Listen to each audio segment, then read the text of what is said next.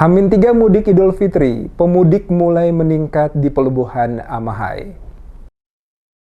Arus mudik melalui Pelabuhan Amahai, Kecamatan Amahai, Kabupaten Maluku Tengah pada H-3 Lebaran 1444 Hijriah mulai meningkat.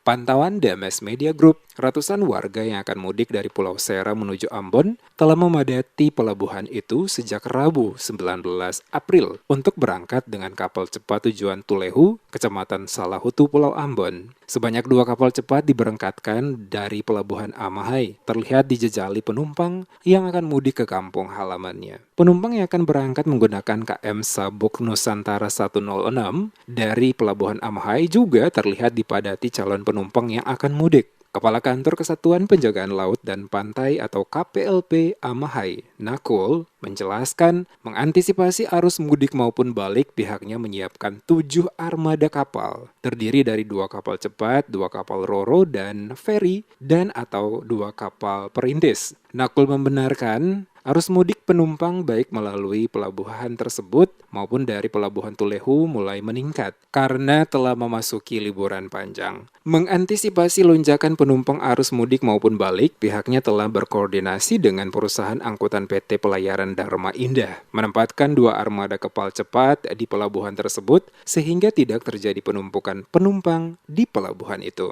Untuk mengantisipasi terjadinya lonjakan angkutan laut Lebaran tahun 2023 1444 Hijriah, seperti biasanya kami di Pelabuhan Amahai ada 7 kol kapal yang terdiri dari 2 kapal cepat, 2 kapal roro atau feri, dan 3 kapal perintis untuk melayani Pelabuhan Amahai. Selanjutnya seperti biasanya mengantisipasi lonjakan arus mudik penumpang atau arus balik penumpang angkutan laut Lebaran, Kantor BP kelas 3 Amahai sudah berkoordinasi dengan pihak perusahaan Dharma Indah.